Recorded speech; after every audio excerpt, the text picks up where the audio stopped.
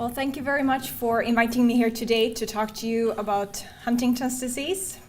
I'm Åsa Petersén. I work as a professor of neuroscience at Lund University in Sweden. I run a research laboratory focused on HD research and looking at molecules and mice, as I will show you soon.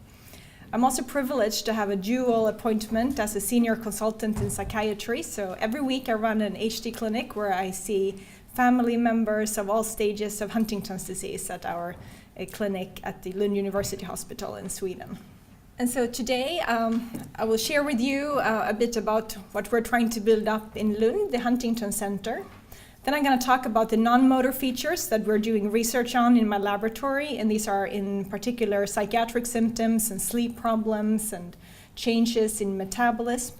I'm going to tell you about some different effects that we can see on brains in Huntington's disease, and I'm going to tell you about our research that we do where we have identified some changes in the hormone central hypothalamus. So we heard from several of the speakers that George Huntington described the disease first in 1872, but as Lauren mentioned, actually there was a physician called Jan Lund in some valleys in Norway who described the disease already in 1860. So coming from Lund University in Lund is kind of, like an interesting thought to think about. You can be here and talk about Lund's disease. But this also shows that you cannot only publish in your own language in your small country, you have to reach the international readers to make an impact. So I've been doing research on Huntington's disease for more than 21 years now, and I worked as a clinician taking care of the HD families for 10 years. And I really, at the same time as we're in the laboratory, wanted to know more about the disease, try to identify new targets for therapies. We also want to do things now for the people who are affected today. And so I managed to convince the Lund University and our healthcare organization, Region Skåne, around a year ago to form a center of excellence of Huntington's disease in Lund. And so part of these things are working and some of these things are still under development. And so how we envision the Huntington Center is that we already have a multidisciplinary clinic for families with HD. We want to make it even better and actually to have everybody with Huntington's disease in the southern Sweden, which is a yellow area of this whole long country, Sweden, which is an uptake area of around 1.8 million. And then we want to help, there are some other multidisciplinary clinics around in Sweden, but there are some areas that are just completely not covered. And so we want to help and be a national competence center that people can reach out to in areas where there are no Huntington specialists. We also want to facilitate translational research. There are several research groups focusing on Huntington's disease in Lund. And we also want to facilitate clinical studies and trials. And unfortunately, Sweden is not yet part of Enroll HD because of problems with the ethical committee and getting that approved in Sweden. And so how we're working, just to say a few words about that. So I tried to get together some really excellent people, both chiefs of neurology, psychiatry, and clinical genetics, as well as neuroradiology, and people who are not physicians, but looking at cognitive rehab and physiotherapists to work together. And we formed a steering group that is working, trying to develop center. And then we have representative of our patient organization in Sweden, Carina, and also representative from one of the pharmaceutical companies who have run most of the clinical trials in HD, Teva. And so in the center, currently, we have a multidisciplinary team for HD, and that's really fantastic to have all these different team members to work together to take care of all the different aspects that one really needs for helping all aspects that you can get problems with in Huntington's disease. So continuing on to research. So when I started with Huntington's disease research as a young medical student, I was kind of puzzled and thought it was kind of an enigma. We know there's just only one gene, and then it's causing so many different types of symptoms, only from one little change, one little letter combination in one gene. And so as you've heard here today, and you already know that Huntington's disease is always caused by this expansion of the CAG triplet repeat in the HD gene, and there is a real correlation between the number of CAG repeats and the age of motor onsets, and shown here in another graph as you've already seen before. And so today the clinical diagnosis is usually put in the clinics when somebody have overt motor symptoms in combination of a positive gene test, and that's been really put to Huntington's disease in the groups of movement disorders. But it's great to see that the field is really changing. Today we've talked a lot about cognitive and behavioral symptoms, and we had the same feeling when we went to the big European meeting. There's starting to be a lot of focus of the things that you as families with Huntington's disease known for forever, the problems with cognition and behavior. And so all these observational studies that have been running over the last years have really shown also in a scientific manner that there are indeed psychiatric and behavioral symptoms and cognitive symptoms and some changes in the brain well ahead of the motor onset. And that's where we need to look, trying to understand the neurobiological mechanism in order to find new targets for therapeutic interventions. And so David has very well described the different psychiatric symptoms. I'm just repeat some of them here today, and particularly emphasized here in bold the type of psychiatric symptoms that we've been looking at in the laboratory, and that can be more easily looked at in animals. And these are things like depression, apathy, irritability, and anxiety, which are common and difficult symptoms in HD. And apathy, indeed, is the only psychiatric symptoms that actually begin early and also progresses with the disease, suggesting that it's interesting to understand the underlying mechanism, as they may have something to do with how the disease actually develops in the brain. So a picture of cute babies, but also something else. This is the demonstration of the facial expression of emotions that we're all born with. And independent of what family you're born in and which country and so on, we all are born with the capacity to express emotions in our faces and also to interpret them. And the ability to interpret the facial expression emotions, we know from many studies, is reduced already at an early stage in Huntington's disease in many people. Another important non-motor feature that I just want to dwell on for a second are sleep problems. And so these can be really early symptoms, and it's not just sleep, it's also effects on the circadian rhythm.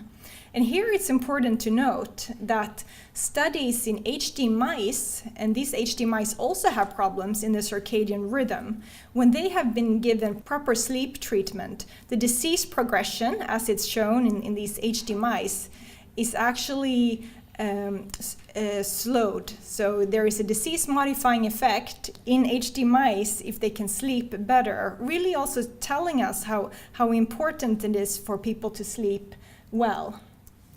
And that's something we heard a bit about also in the morning, but of course, if you don't sleep well, I know for myself, if I sleep too few hours, then you start to forget things, it's hard to concentrate, you get more irritable, you may get more anxious and sad. And so disruption of the circadian rhythm and sleep can really be a part in many of the other manifestations, and therefore it's really important to note and to treat both with sleep hygiene and different sleep medicine. And that's also, of course, something that's really coming from biological changes in the brain. So a few words on the importance of circadian rhythm here just illustrated that the Nobel Prize in 2017 was given to these three men who look at some of the biological cellular mechanism of the circadian rhythm, clock genes. And so interestingly, more than 50% of all the genes, all the things that are expressed in the body are actually controlled by the circadian rhythm, really suggesting that looking at circadian rhythm is really interesting and important. And that these clocks not just exist in the brain, but also outside the body. And there are more and more studies now looking at if these things are changed, and there are some studies in experimental models indicating changes in circadian rhythm and potential effects on clock genes. Continuing on, the different non-motor features, another feature that I've been interested in are metabolic changes. It's been a clinical observation, and it's now been shown in a few different studies that actually a higher BMI at onset of Huntington's disease, motor onset, actually is correlated to a slower disease progression, suggesting that there could be some beneficial effects of the metabolic changes that lead to higher BMI when it comes to HD progression. Then, of course, we know that in later stages, weight loss is common, and we want to prevent that with different measures. And there's something about Huntington and metabolic control, because in almost all the different mice, and there are many Huntington, different types of HD mice produced in many laboratories, they all have some kind of metabolic imbalance. Either they lose weight or they get very, very fat, and that's something we're trying to understand. So what I've been saying is that there are a number of early non-motor aspects of HD, and that they often manifest 10 to 20 years before motor onsets. Things like psychiatric symptoms, disturbances in sleep and circadian rhythm, and potentially changes in metabolic dysfunction. So how does this change in one gene lead to these changes? So then we know there's one gene, and it's also causing one protein, and it has to be something to do with that protein, Huntington. And that's been studied extensively. We know it's produced in all cells in the body. It's critical for the survival and function of many cells. And when it's mutant, when it's altered, has too many of these CAD repeat, it causes damage in specific cells. Some cells seem to be resistant, and some are sensitive. And so one of the key questions in research is that why are some cells sensitive? Which cells are they, and why? I think that's a key question that we and many others are trying to answer. And the fact that Huntington is expressed in all the tissues have led researchers to even look beyond the brain during the recent years and looked in liver, immune system, stomach, and intestines. And we have to see what potential changes there could mean. What we know for a fact about what happens in the brain is that one of the motor centers is affected. No surprise, as chorea is one of the core symptoms. And one of the motor centers deep inside the brain, the basal ganglia, is affected in Huntington's disease. We also know that the CEO of the brain is affected. Changes in the outer layer of the brain, the cerebral cortex in the frontal lobe is affected, and that can cause cognitive symptoms. We think we know a bit where the motor symptoms are coming from, the cognitive symptoms, but we know a lot less about the non-motor features such as psychiatric symptoms and sleep and metabolic disturbances.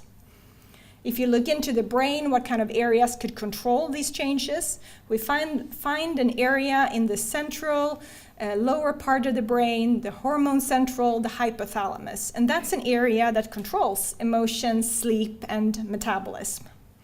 We know from different experimental studies, if you altered small things in the hypothalamus, that can have major consequences for the whole body: depression, anxiety, obesity.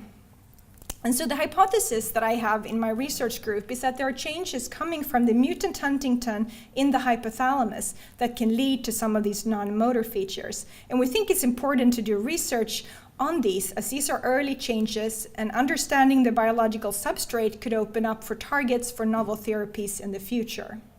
So in the laboratory, we're using magnetic resonance imaging from people living with HD, post-mortem brain donated for people who have died from Huntington's disease. We look at different biofluids who have a relationship with the hypothalamus, and different mouse models. So hypothalamus, has anybody heard about the hypothalamus before? No, not very many. And when I talk to neuroscientists, sometimes it's the same situation. It's a forgotten, complicated, but important area. So we know hypothalamus controls many of the endocrine axis, the stress axis, the thyroid axis. It's the main governor is the hypothalamus. But there are also cells in this area that project throughout the brain.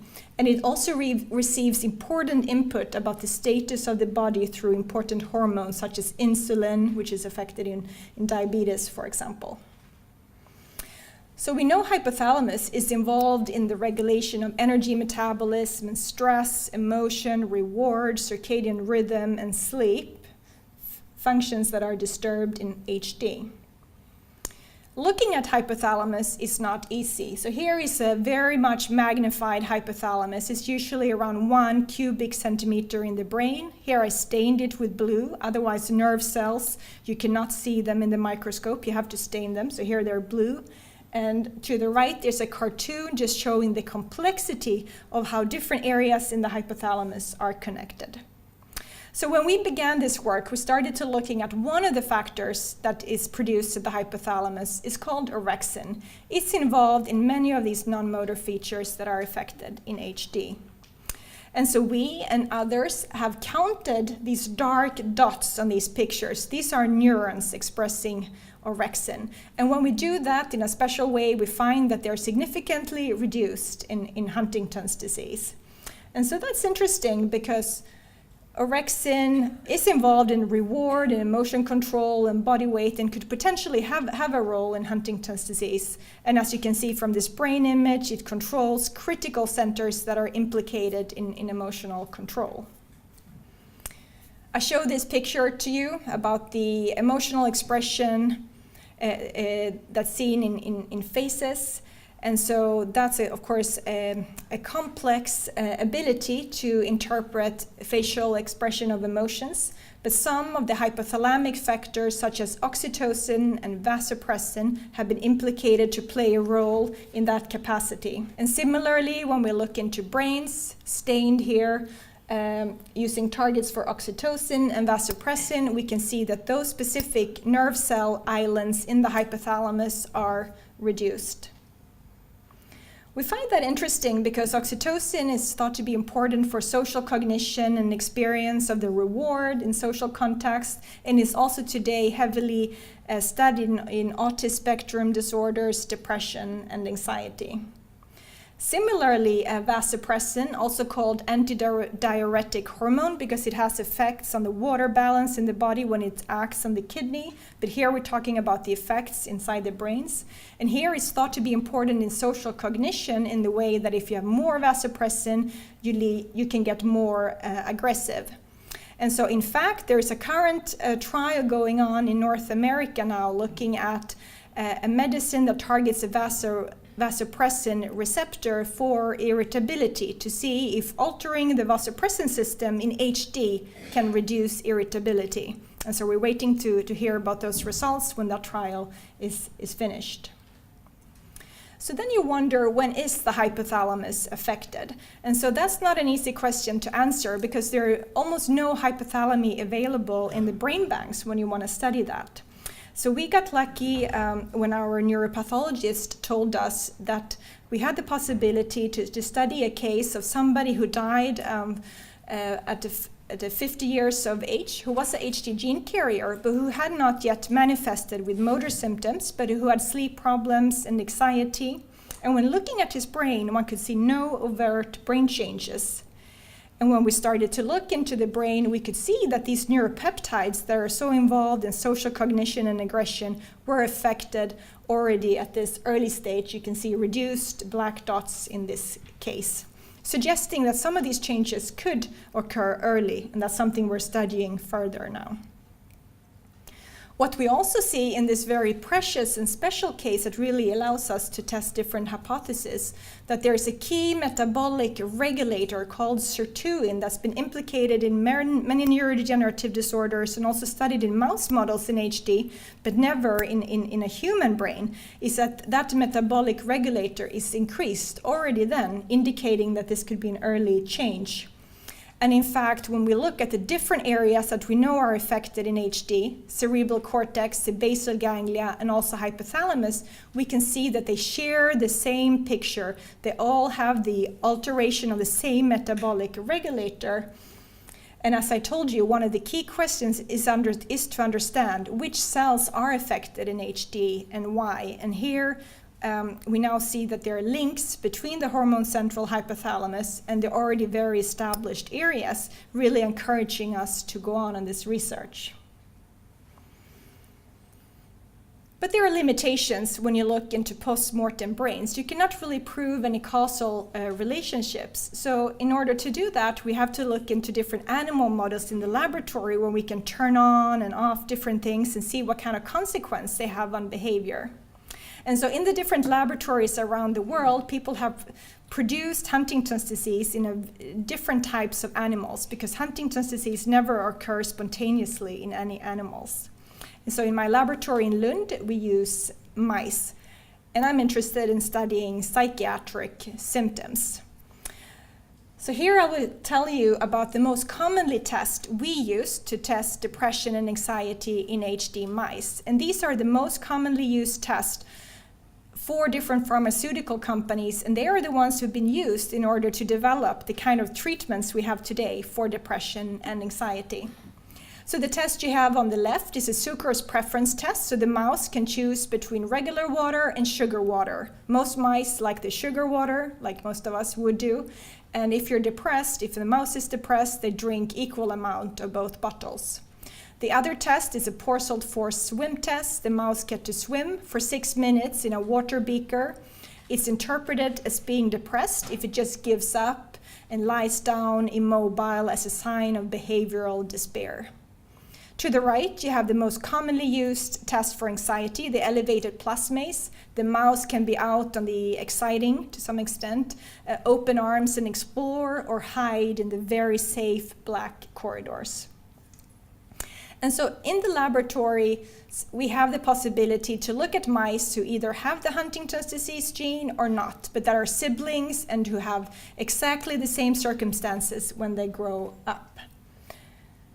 And when we look at that, or here more specifically, Sophia, my former PhD student, when she compared those black bars here with the white bars, the HD mice compared to their siblings who don't have the gene, she can see that they have more anxiety just because of the HD gene, indicating, may not be a surprise, but still there's still a bit of a struggle sometimes for the understanding of that psychiatric symptoms can come from changes in the brain. So here we have the Huntington's disease brain changing circuits that are involved in emotional control in mice. Similarly, when she exposed the same type of mice to the test for depression, she can see that the HD mice have a more depressive-like behaviors than their siblings who don't have the gene. That's the only difference between them. And she sees the same result in both tests. So that gives us a model where we can look at psychiatric-like behavior in mice. And when we do there, here's a teaser from our current work. This is Rachel Chong, postdoc, who's been giving oxytocin, which there is a lack of in HD brains. And when she gives oxytocin into the nose of these HD mice, she can actually prevent the depressive-like behavior, suggesting that oxytocin has a potential to affect some of the emotional problems in HD mice. Similarly, these mice were elegantly engineered by William Yang, a very clever professor in UCLA, in a way that we can inject some viral vectors that carry some genetic changes only into the hypothalamus of the brain of these mice. And when we inactivate mutant Huntington, when we take that away only in the hypothalamus of the HD mice, we can prevent the development of depressive-like behavior in these guys, or more easily shown here. We get less depression after gene therapy in the hypothalamus of HD mice. And this is promising because, at least in mice, this is suggesting that we can also affect some of the behavioral psychiatric problems by lowering Huntington.